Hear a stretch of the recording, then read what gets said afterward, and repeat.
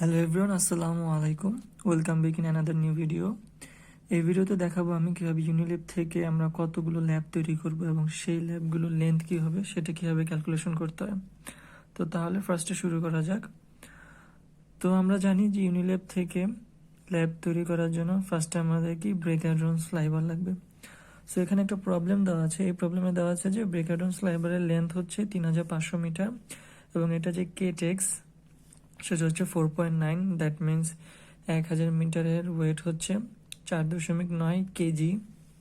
তারপর হচ্ছে number of cans, মানে হচ্ছে ব্রেকারডন স্লাইবারে যে ক্যান রয়েছে তার সংখ্যা হচ্ছে 26টি।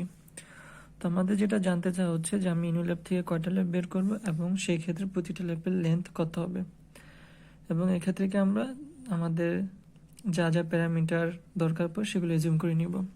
তো ফার্স্টে আমি যেটা করব যে আমাদের ইউনিল্যাবে যে ইনপুট হবে, ইনপুট ম্যাটেরিয়াল ওয়েট কত, তো সেটা কীভাবে বের করবো। ব্রেকারডন স্লাইবারের ওয়েট 3500 মিটার হচ্ছে একটা ক্যানে যে স্লাইবার জমা থাকে তার দৈর্ঘ্য, 4.9 কেটেস হচ্ছে স্লাইবারের কাউন্ট, নাম্বার অফ ক্যান হচ্ছে 26, সেটাকে দেওয়া হচ্ছে 1000 দিয়ে ভাগ। ব্যাপারটা হচ্ছে এরকম যে 1000 মিটারের স্লাইবারের ওয়েট হচ্ছে 4.9 কেজি, তাহলে 3500 মিটার স্লাইবারের ওয়েট কত হবে।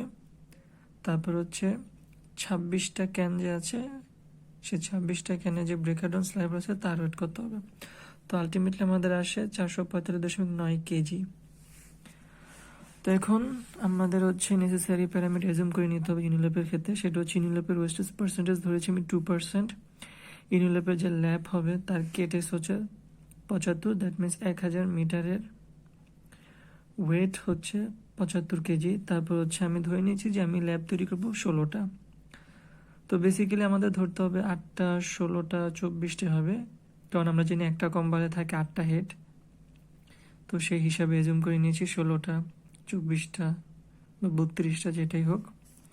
তো এখন আমাদের যেটা করতে হবে যে 445.9 ইন্টু 0.98, এই 98 আসছে হচ্ছে ওয়েস্টেজ থেকে, কারণ আমরা যখন ইউনিল্যাপে ম্যাটেরিয়াল ইনপুট দিব সেই ইনপুট থেকে কিছু ম্যাটেরিয়াল ওয়েস্টেজ হয়ে আলটিমেটলি ইনপুট যা দিয়েছি তার থেকে কমই ম্যাটেরিয়াল আমরা পাবো। তো সেক্ষেত্রে 0.98 দিয়ে গুণ দিয়েছি, ইজ ইকুয়াল ল্যাব লেন্থ হচ্ছে একটা ল্যাবের ল্যাব লেন্থ, তারপর 16টা আমি ধরেছি নাম্বার অফ ল্যাব, এবং প্রতিটা ল্যাবের জন্য আমাদের কেটেস হচ্ছে 75।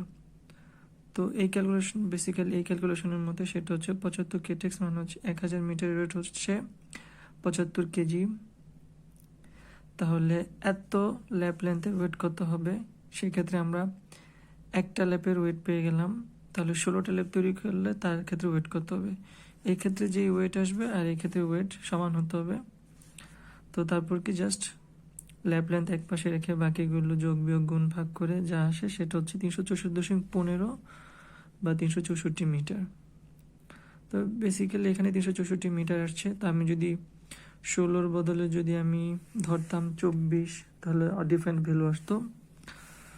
তো বেসিক্যালি এই ম্যাথ দেখানোর উদ্দেশ্য হচ্ছে আমরা কীভাবে হচ্ছে ইউনিল্যাপের ল্যাব লেন্থ ক্যালকুলেট করব সেটাই শেখানো। And that's all in this video. See you next time in another new video. Till then, take care. Goodbye.